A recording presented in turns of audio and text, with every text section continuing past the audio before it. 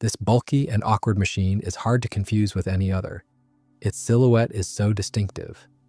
For 8 years, from 1937 to 1945, it served in the Royal Air Force as a night bomber, transport aircraft, anti-submarine patrol plane, and glider tug.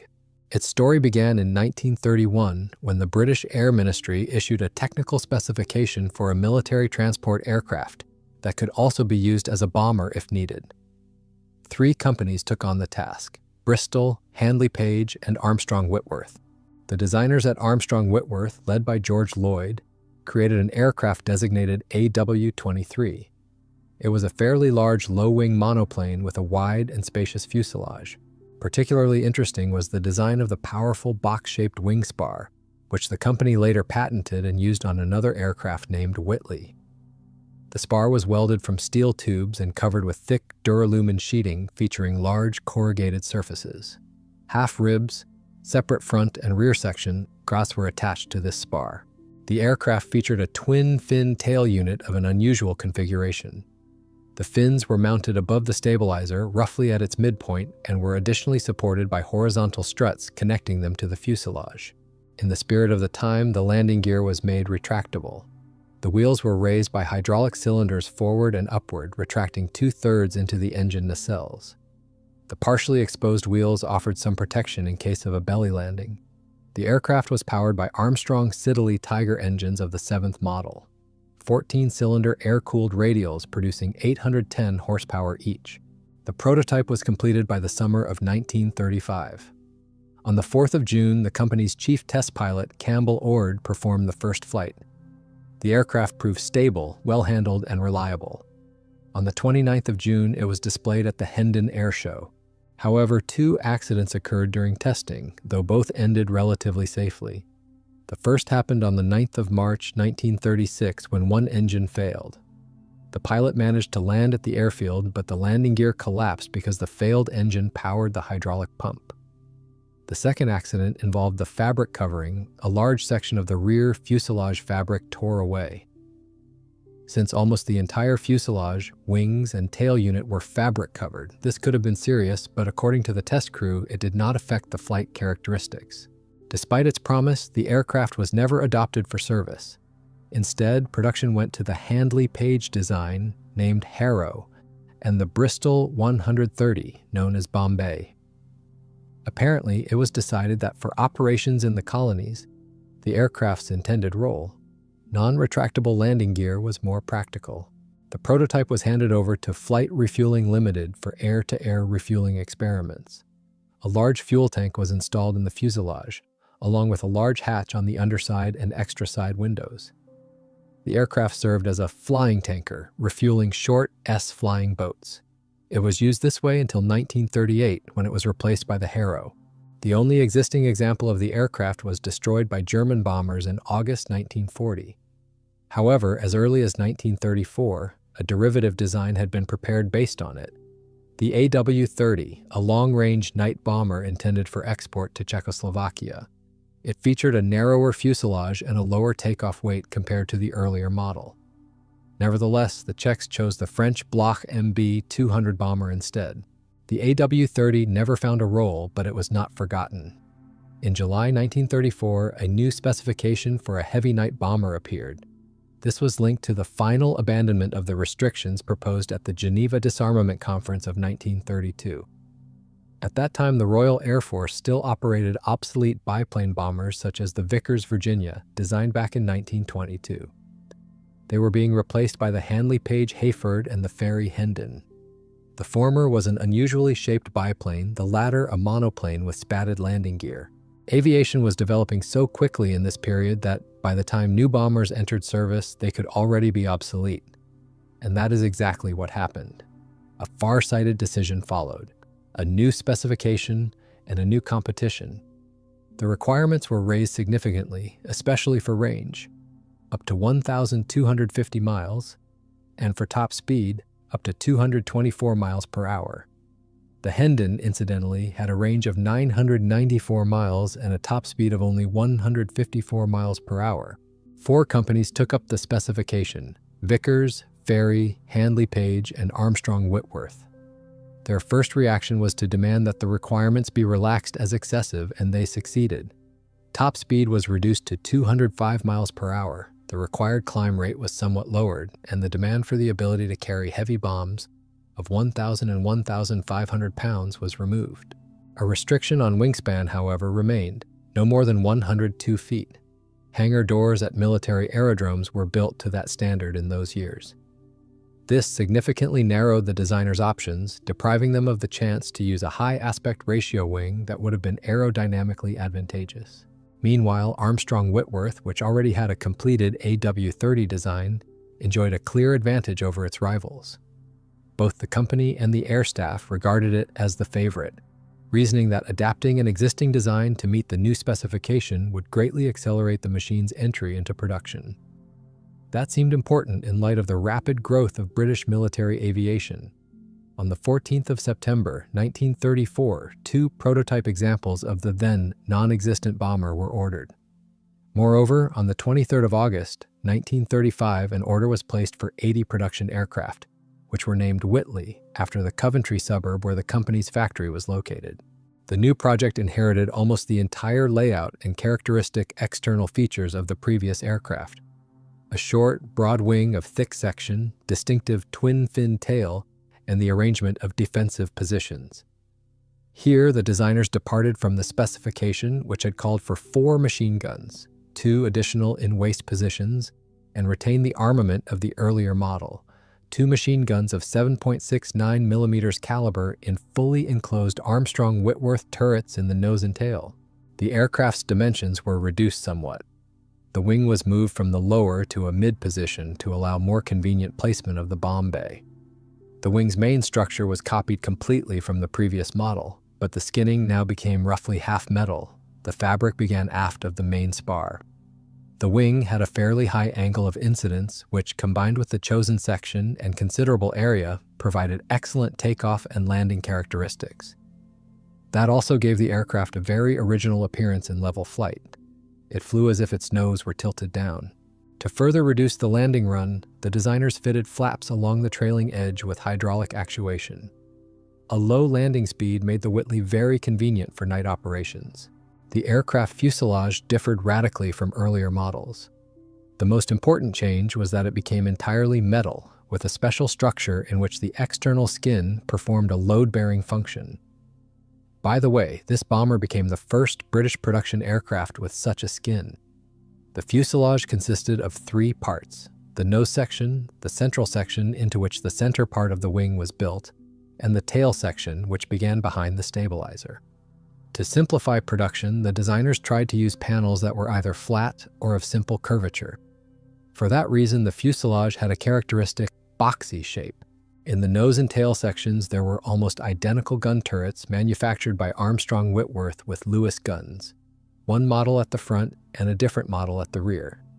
The gunners rotated them by turning pedals like on a bicycle, and they raised and lowered the barrels manually.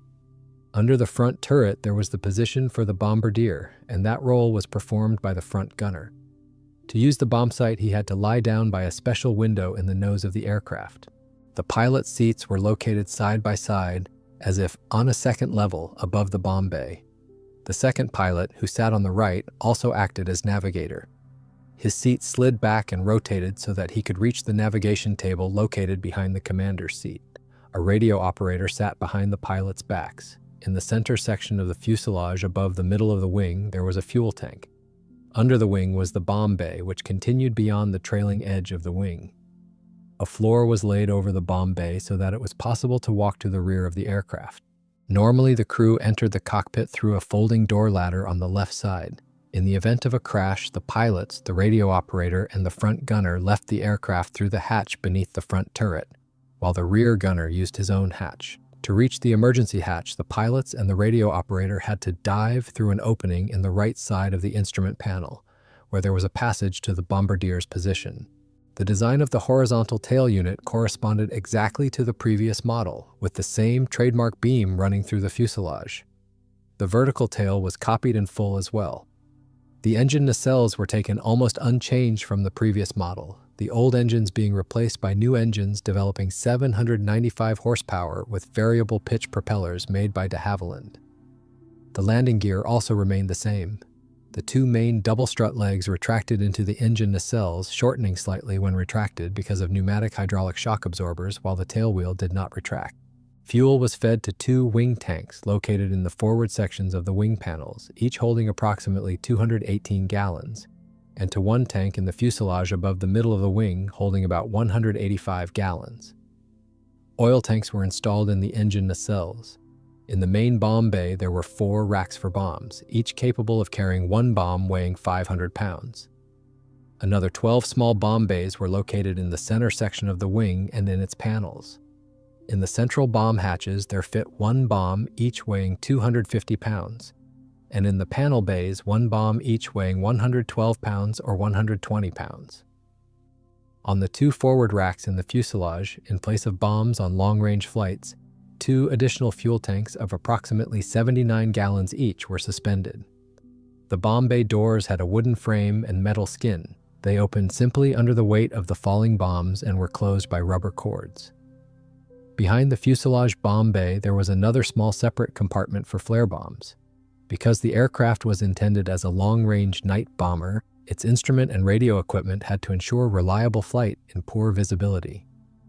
The aircraft was fitted with an autopilot and the most advanced radio semi-compass available at the time. The first bomber was built at the new factory in Broughton. On the 17th of March, 1936, the test pilot Campbell Ord took the aircraft aloft for the first time. The trials proved fairly successful. The bomber turned out to be stable, simple, and obedient to control, and reliable. It did not create significant problems for pilots or ground crews. In its flight characteristics, this aircraft significantly outclassed the older British bombers, Hayford and Hendon, particularly in speed and range. However, that was no longer enough. Overseas, long-range bombers appeared that markedly surpassed the British design on those metrics. For example, the Italian Savoia S-81, produced as early as 1934, had a speed of 211 miles per hour with a range of 1,243 miles, while the S-79 model, which appeared almost simultaneously with the British machine, reached 265 miles per hour with a range of 2,051 miles. According to test results, the new British bomber could accelerate only to 192 miles per hour. Its range on the standard fuel load was 1,500 miles, and with additional tanks in the bomb bay, replacing part of the bombs, its range was 1,901 miles. The speed of the new aircraft was even below the reduced requirement of the technical specification, which had set a figure of 205 miles per hour. In service ceiling, an important characteristic for a long-range bomber, the new aircraft even lagged behind the old biplane Hayford, 19,000 feet versus 21,000 feet, while foreign machines of the same class could operate at heights of 23,000 to 26,000 feet. Nevertheless, work on the aircraft continued. On the 27th of June, 1936, it was shown among new Royal Air Force machines at the Air Parade in Hendon, and in early July, the bomber began service trials. This persistence was explained primarily by the absence in British aviation of a modern medium bomber. Work on more promising machines, such as the Hampton and the Wellington, which had been started back in 1932, was dragging on. The Hendon proved unsuccessful, and after a series of accidents, was withdrawn from service. There was nothing left but to put into series production a plane that had no real rivals, especially since a number of the new bomber's qualities fully met the needs of the air forces. The response to Hitler's rise to power and the subsequent creation of the Luftwaffe was a rapid expansion of British military aviation. A simple, reliable, and production-friendly aircraft could become a mass type for training long-range bomber crews. Therefore, only its most obvious defects were addressed. On the 24th of February, 1937, the pilot Turner Hughes flew the second prototype aloft. This machine became the prototype of the series Whitley of the first modification. To raise the speed to the required 205 miles per hour, the engines on the second example were replaced with more powerful Tiger Series 11 units, rated at 935 horsepower. This machine already fully met the standard for series production. Just a few days after the second prototype Whitley took off, the factory at Broughton began producing series aircraft. By that time, Armstrong Whitworth had already received an order for 320 bombers of this type, to be completed by the 31st of March, 1939. That would have given the bomber squadrons a sufficient number of machines for the transitional period. However, a refined assessment of the company's production capacity showed that by the stated deadline, only 200 Whitleys could be manufactured. Since more advanced bombers were to enter service later, the contract was amended on the 30th of April, 1937, canceling the order for the final 120 aircraft. The first production Whitley aircraft did not feature the distinctive wing dihedral, but soon the wings behind the engines were raised by 4 degrees, improving the aircraft's stability. Earlier machines were also modified in the same way, except for the very first prototype. The early Whitleys also lacked defensive turrets with machine guns. There were simply not enough of them available at the factories. Temporary metal fairings were installed instead. The turrets were later fitted on aircraft already delivered to the Royal Air Force by the company Airwork Limited in the city of Heston. However, only the first 12 Whitleys received simple, foot-operated turrets. Beginning with the 13th aircraft, a new nose turret manufactured by the company Fraser-Nash was introduced, and another model was mounted in the tail. Both turrets were hydraulically powered and equipped with fast-firing Vickers K machine guns. The production aircraft had rather modest flight performance. Their top speed did not exceed 184 miles per hour, and the maximum service ceiling was 16,000 feet. For comparison, the German Heinkel 111 B-2 bomber, already tested in Spain by that time, had a top speed of 229 miles per hour and a ceiling of 19,350 feet. On the 9th of March, 1937, the second production Whitley was delivered to an operational unit, the 10th Bomber Squadron based at Dishforth. It was followed by 11 more machines. The next 12 aircraft were issued to the 78th Squadron on the same airfield. 2 additional Whitleys were kept for various trials, while the remaining 8 bombers of this modification were assigned to the 58th Squadron at Linton-on-Ouse. All these squadrons replaced their old Hayford biplanes. The flight crews praised the new aircraft, primarily due to its ease of handling and the simplicity of mastering the new bomber. No serious issues were discovered during Whitley's operation. After producing 34 aircraft of the first series, the factory in Baginton switched to manufacturing the second modification, which featured Tiger 8 engines with improved high-altitude performance thanks to a 2-speed supercharger. The previous Tiger 9 engine suffered a sharp power drop above 8,200 feet, producing only 730 horsepower at around 9,850 feet. The new Tiger 8 engine, operating in its second supercharger gear, had a second power peak at roughly 16,240 feet, where it developed 782 horsepower. This improvement increased the bomber's top speed to about 193 miles per hour. The Whitley of the second modification was also fitted with a retractable ventral gun turret made by Fraser-Nash. It was a large glass and duralumin barrel housing a gunner armed with 2 Browning .303-inch machine guns on a rotating mount. When extended, this turret significantly reduced the already modest speed of the Whitley. Moreover, it weighed nearly 1,000 pounds. For this reason, it was not installed on all aircraft of the second modification, and later the design was abandoned entirely. Overall, the flight characteristics of the second version remained roughly at the same level as the first. The speed and ceiling slightly increased, while the range decreased. By August 1938, a total of 46 Whitleys of the second modification had been produced. The first 4 joined the 58th Squadron at the beginning of 1938, followed by deliveries to the 51st Squadron at Linton-on-Ouse and the 7th Squadron at Finningley. From the autumn of 1938, the factory switched to assembling the third modification. It differed from the previous one only by minor internal changes in the bomb bay, allowing it to carry bombs weighing up to 2,000 pounds. This redesign was first tested on 1 Whitley of the first series. The maximum bomb load of the third modification included 2 bombs of 2,000 pounds each, plus 6 bombs of 250 pounds, for a total of 5,500 pounds. With the same Tiger 8 engines, the increase in takeoff weight naturally led to a deterioration in flight performance. 80 aircraft of the third modification were built, and production of this version ended in March 1939. Between 1938 and 1939, the engineers of Armstrong Whitworth developed an entire series of new variants of the Whitley bomber that differed from the original model far more than the first 3 modifications. One direction focused on improving the wings. In 1938, a completely new wing of mixed construction was designed.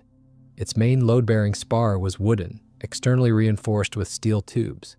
The capacity of the fuel tanks and bomb bays in the wings was increased compared to the old design. However, the new wing turned out to be significantly heavier than the metal one, and flight testing never took place. The second direction was engine modernization, which promised a substantial improvement in flight performance.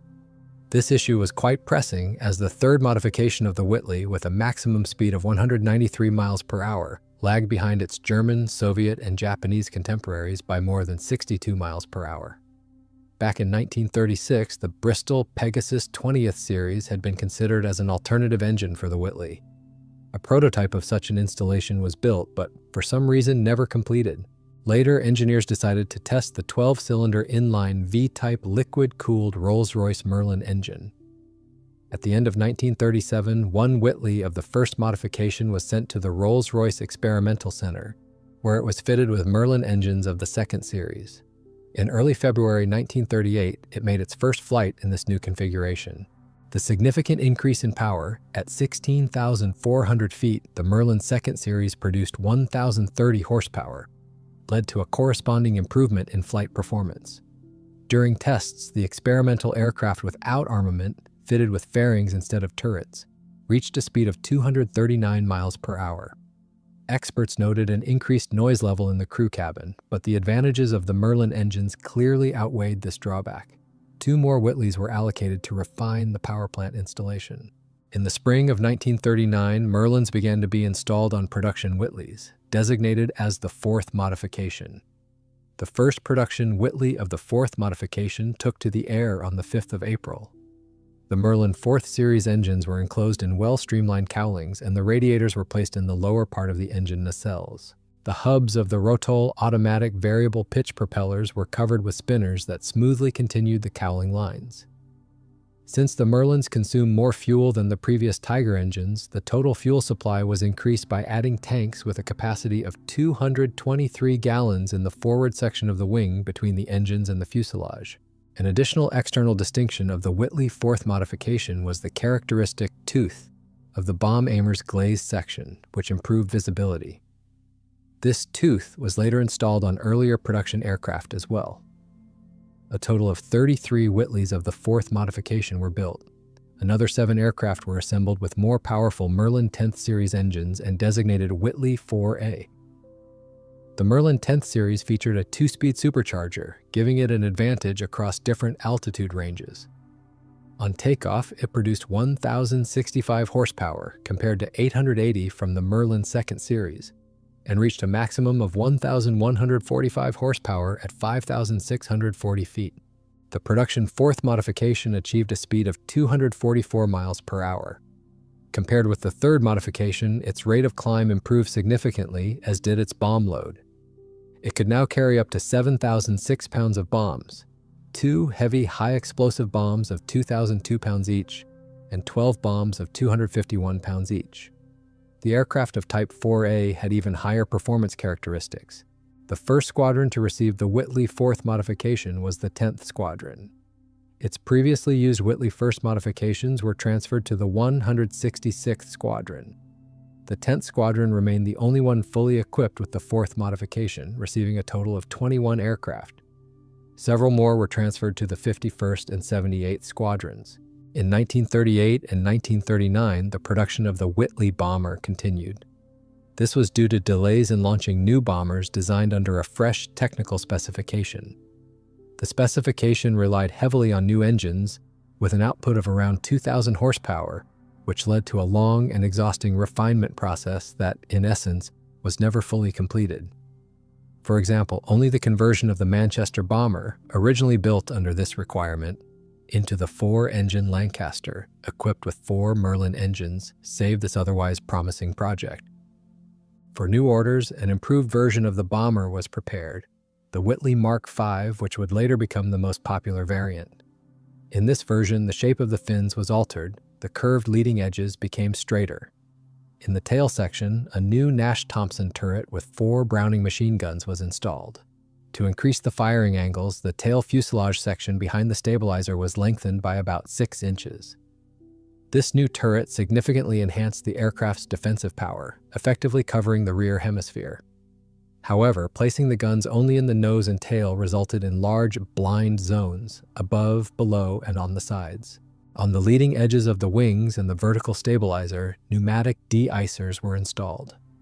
To improve aerodynamics, the old large circular radio compass antenna was replaced with a new, smaller one, housed in a teardrop-shaped fairing. The set of antennas already present on the Whitley Mark IV was supplemented with a rail-type antenna under the rear fuselage. The engines remained the same as in the previous version, but they were fitted with jet exhaust manifolds that partially utilized the energy of the exhaust gases. The air intakes for the carburetors were also modified. The serial production of the Whitley Mark V began in August 1939, right before the outbreak of the Second World War. And when the war was already underway and the Royal Air Force urgently needed more aircraft, stopping production to replace the Whitley with something more modern proved extremely difficult. For a long time, quantity turned out to be more important than quality. Therefore, Whitley production continued. Moreover, new orders were placed, and the Whitley itself was included among the 5 most important combat aircraft for the Air Force, along with the Wellington, Blenheim, Spitfire, and Hurricane. Its removal from production was postponed until March 1942. However, the mass production of Whitleys with Merlin engines was limited by the shortage of these power plants. The Merlins were already being installed in Spitfire and Hurricane fighters and in the light battle bombers, and they were also planned for use in several new aircraft types. Therefore, the Armstrong Whitworth Design Bureau developed a reserve version, the Whitley Mark VI, equipped with American Pratt and Whitney twin Wasp air-cooled engines. Yet this project was never realized in metal. Plans to produce a variant with the Merlin 20 engine also remained only on paper. In January 1939, one Whitley Mark II was used to test a new 21-cylinder radial engine, the Armstrong Siddeley Deerhound, producing 1,500 horsepower. However, due to cooling issues, the engine could never be perfected. Despite its unusual cooling design, in which air entered from back to front through a large rear-facing intake, the last third row of cylinders consistently overheated. In March 1940, the experimental aircraft crashed. The pilot was at fault for incorrectly setting the elevator trim, and further work on the Deerhound was abandoned. Meanwhile, production of the Whitley Mark V continued to grow. However, by the start of the war, it had not yet reached operational combat units. By the 1st of September 1939, Whitleys were in service with 8 squadrons of the Royal Air Force Bomber Command. The 7th Squadron had been re-equipped slightly earlier with the new Hampton bombers. Within the remaining units, grouped into the 4th Air Group, all Whitley variants from the 1st to the 4th were represented. 5 squadrons were considered combat-ready: the 10th with Whitley Mark IV, the 51st with Whitley Marks III and IV, the 58th with Marks I and II, the 77th with Mark III, and the 102nd with Mark III. The 78th had only just begun to master the 4th variant, while the 97th and 166th Squadrons, equipped with the oldest and most worn-out aircraft of the first 2 versions, were regarded as reserves. Later, they were merged into the 10th Training Squadron. Overall, Whitleys made up roughly 1/6 of the entire frontline aircraft fleet of Bomber Command, slightly fewer than the Wellingtons and Hamptons, which were each operated by 6 squadrons. The first combat sortie was carried out by 10 Whitley bombers from the 51st and 56th Squadrons. On the very first night after Britain entered the war, from the 3rd to the 4th of September, they dropped 6 million leaflets over Germany. Nearly 13 tons of paper fell on Hamburg, Bremen, and cities of the Ruhr region. Fearing retaliatory airstrikes, British command initially refrained from bombing targets inside Germany. For several months, British long-range bombers carried only propaganda leaflets. On the night of the 1st to the 2nd of October, 3 Whitley Mark IV aircraft carrying leaflets appeared over Berlin for the first time. However, the propaganda raid had no real effect. Starting in December, Whitleys began flying night missions against German seaplane bases at Borkum, Sylt, and Norderney, from which float planes were sent to lay mines off the coast of England. Bombing ground targets was still prohibited. The first real strike took place only on the night of the 20th of March 1940, when 30 Whitleys and 20 Hamptons raided the base at Sylt. 1 Whitley was shot down, and the bombing results were poor. Regular operations began in May 1940, after the German invasion of Belgium, the Netherlands, and France. 2 Whitley squadrons were tasked with attacking road and railway lines west of the Rhine to hinder the movement of reinforcements to the front. On the night of the 11th of May, 8 Whitleys attacked several bridges and railway stations in Germany for the first time. The following night, they bombed the rail junction at Mönchengladbach, and 3 days later, all restrictions were lifted, marking the beginning of a full-scale air war. On the 16th of May, Whitleys bombed industrial targets for the first time, oil refineries east of the Rhine. The crew's lack of experience meant that only 24 out of 78 aircraft reached their targets. Throughout May and June, the night bombers pursued 2 main objectives: disrupting the German transfer of troops and equipment to the front and disabling German oil refineries. Yet both goals proved unattainable. There were several reasons. First, there were not enough aircraft. Second, the crews were poorly trained. Most of the pilots and navigators were hastily instructed and graduated early from aviation schools before the war. On any given night, no more than 50 long-range bombers were sent on missions. With such limited forces, serious planning was simply impossible. By that time, all aircraft of the older versions had been transferred to training and auxiliary units, replaced in combat squadrons by the 5th version. Within just a few months, all 6 operational squadrons, the 10th, 51st, 58th, 77th, 78th, and 102nd, had been fully re-equipped. Immediately after Italy entered the war, the 4th Air Group received an order to strike Genoa and Turin. On the evening of June 11th, 36 Whitley bombers refueled on one of the islands in the English Channel and headed south. They had to cross all of France and Switzerland, pass over the Alps, and test the strength of the Italian air defenses. Only 13 aircraft dropped bombs on their designated targets, but even that was considered a significant achievement at the time. In August 1940, the activity of the British Bomber Command slightly increased. The list of targets included aircraft factories, port facilities, and shipyards. The main tactic was to strike individual targets with small groups. On the night of August 26th, the first British bombs fell on Berlin. Out of 81 bombers involved in the raid, 14 were Whitleys. Later, aircraft of this type, operating at the edge of their flight range, also attacked targets in Austria, Czechoslovakia, and Poland. On the night of September 24th, the raid on Berlin was repeated with even greater force. 119 Whitleys, Hamptons, and Wellingtons took off from their bases in England. Due to bad weather, only 84 aircraft reached the target, and even they dropped their bombs very inaccurately. Some bombs did not explode at all, including a large, high-explosive bomb that fell in the garden of the German Chancellery building. After that, new air raids followed on Berlin, Essen, Munich, and Cologne. The number of aircraft involved continued to grow. Mannheim, December 7, 1940, 134 aircraft. Hanover, February 10, 1941, 221 aircraft. Kiel, April 1941, 2 consecutive attacks of 288 and 159 aircraft. Many of the Royal Air Force's most famous bomber pilots gained their first combat experience flying Whitleys. One of them was Leonard Cheshire, who became renowned during the raid on Cologne on November 13, 1940.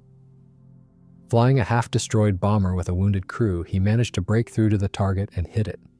Later, Cheshire received Britain's highest awards for bravery. However, as the intensity of combat operations increased and the Royal Air Force gradually shifted from defense to offense, the shortcomings of the Whitley became more apparent. Low speed, insufficient range, weak defensive armament, and almost no armor protection. By all these parameters, it lagged far behind the Wellington, which, although designed as a daytime bomber, soon became the main twin-engine night bomber of the Royal Air Force. A new generation of heavy 4-engine bombers was already on the way. In the spring of 1941, the Stirling entered service, followed by the Halifax. Compared with these aircraft, the Whitley could no longer compete. Its importance as a night bomber gradually declined. It began to be replaced by more modern machines. Increasing numbers of Whitleys were transferred to training and various auxiliary roles. Their last major operation was the raid on Ostend on the night of April 30, 1942. After that, all bomber squadrons that had previously flown Whitleys received new aircraft. By the end of 1942, 2/3 of the Bomber Command's fleet already consisted of 4-engine aircraft. However, Whitley bombers of the 5th version, taken from training units, participated in the first massive raids on Germany in the spring and summer of 1942, the so-called Thousand Bomber raids, on Cologne, Essen, Bremen, Duisburg, Oberhausen, Stuttgart, and Dortmund. Yes, during the very first massive raid on Cologne on May 30th, 1942, 708 twin-engine bombers took part, including 367 drawn from flying schools and training units. They were flown by mixed crews of instructors and the most capable cadets. But that was a forced measure. To deliver effective strikes against German cities well protected by air defense systems, a large concentration of aircraft was required, while modern long-range bombers were still in short supply. Soon, the use of Whitley aircraft, very vulnerable to night fighters, was discontinued. Nevertheless, in both 1941 and 1942, Whitley aircraft continued to be produced in mass series. Output reached 12 aircraft per week. This peak was achieved in mid-1942. Where did they go? Primarily to various training units. They were used to train pilots of multi-engine machines, navigators, radio operators, and gunners. The second major recipient was the Coastal Command, which united all land-based naval aviation. Slow but capable of staying aloft for long periods, the Whitley proved quite suitable as an anti-submarine patrol aircraft. In remote areas where enemy fighters did not appear, it could operate both by day and by night. Coastal Command squadrons began receiving the Whitley Mark I from the autumn of 1940, replacing the even slower and poorly armed Anson aircraft. On patrol missions, the Whitley flew with additional fuel tanks in the bomb bay. Since it no longer needed to carry a heavy bomb load, the duration of flight over the designated area was far more important. The Whitley was first tried in the fight against German submarines in September 1939. At that time, the 58th Squadron escorted naval convoys for several months. The first Coastal Command unit to receive the Whitley was the 502nd Squadron at Aldergrove, followed in March 1941 by the 612th Squadron based in Reykjavik. In 1941, a special modification of the Whitley Mark VII was produced for Coastal Command needs. Compared to the Mark V, it featured 4 additional fuel tanks in the fuselage, which increased the flight range to 2,300 miles, and a radar installation for detecting surface targets, submarines that surfaced to recharge their batteries. The radar antennas were mounted along the top of the rear fuselage in 2 rows along the sides and were fixed on struts under the wings and beneath the nose section. All this bulky structure greatly worsened aerodynamics. In addition, the Mark VII became even heavier than the Mark V.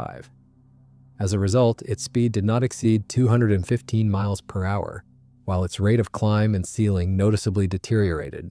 The number of crew members increased to 6. A radar operator was added, seated at his console near the fuselage side, roughly in the middle of the aircraft. The first Whitley Mark VII aircraft were factory conversions of the Mark V, but later they began to be built as a dedicated version. Mark VII aircraft entered operational squadrons, including the same 502nd and 612th, in the autumn of 1941, replacing the Mark V. However, the honor of scoring the first victory over a German submarine still belonged to the Mark V. On September 3rd, one Whitley from the 77th Bomber Squadron, temporarily assigned to patrol duty, attacked and sank a German submarine in the Bay of Biscay. And on November 30th, in the same area, a Whitley Mark VII from the 502nd Squadron achieved another success. Another German submarine was sent to the bottom. The Mark VII aircraft continued patrolling until the beginning of 1942, after which they were replaced by more modern machines. They were withdrawn from Coastal Command service in September 1942.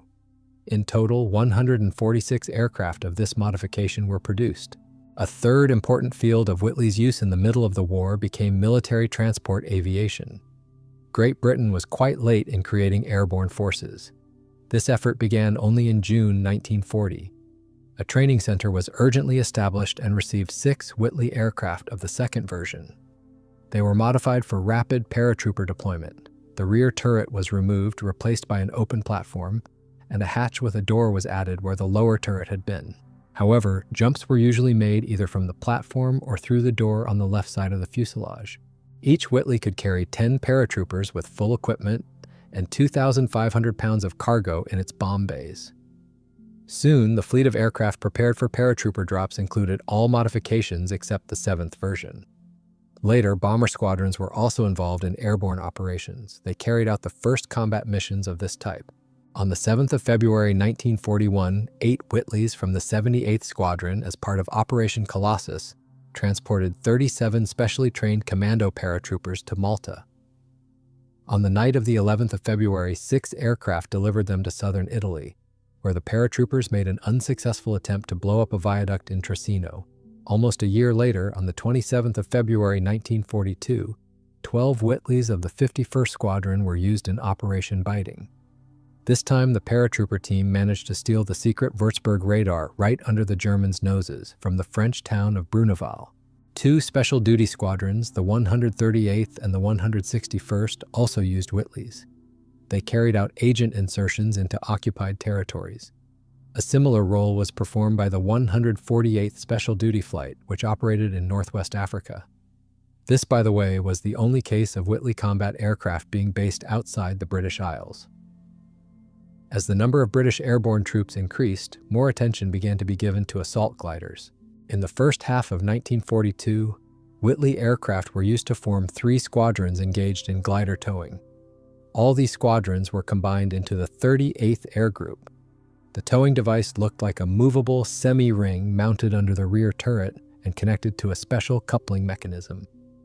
This system was first tested at the Royal Air Force Research Center in Farnborough. The Whitley 5 could tow a single glider of the Horsa or Hotspur type. During tests, attempts were made to tow 2 gliders at once with 1 aircraft, but the load turned out to be too great. To shorten the takeoff run distance, the option of installing rocket-assisted takeoff boosters was considered, but the idea never went beyond experiments. When gliders began to be used in combat in 1944, Whitley aircraft remained only in training units, while Albemarle and Halifax planes took over the job of delivering gliders to the battlefield. In the summer of 1943, Whitley tugs were once again used to drop propaganda leaflets over cities in Western Europe. A year earlier, 15 Whitley 5 aircraft were temporarily transferred to the BOAC Transport Airline. Their armament was removed, the turrets were replaced with metal fairings, and additional fuel tanks were installed in the bomb bays. Instead of military recognition markings, civilian letter codes were painted on the wings and fuselage. These aircraft were used on the Gibraltar-Malta route. They flew only at night, and the one-way trip took 7 hours. Because of the long distance, the amount of cargo they could deliver was minimal, while the vulnerability of a slow, unarmed aircraft was very high. By some miracle, not a single transport was shot down in 5 months of flights. Though perhaps it was not a miracle at all, but rather that the Germans refrained from attacking unarmed planes with civilian markings, especially when they were flying from the direction of neutral Spain. Thus, the British camouflage trick turned out to be quite successful. Starting from August 1942, the Whitley aircraft was replaced by faster and more maneuverable Hudson planes. They also failed to remain in service on the London-Stockholm route, which transported extremely valuable precision bearings. From there, they were first displaced by Hudsons and later by Mosquitoes. In 1943, 14 out of 15 aircraft were returned to the Royal Air Force, while 1 crashed in Gibraltar. From the second half of 1942, Whitley production began to decline. In June 1943, the last Whitley Mark I was built. On June 6th, the Royal Air Force accepted the second-to-last aircraft, while the final one remained at the factory for various experiments. In total, 1,466 aircraft of the 5th modification were produced. In 1944, all other Whitley variants were declared obsolete and withdrawn from service. In 1945, the same fate befell the 5th version. The last surviving aircraft served the longest, participating in 1945 tests of an experimental glider featuring a flying wing design. This plane remained the property of Armstrong Whitworth until March 1949, when it was finally retired.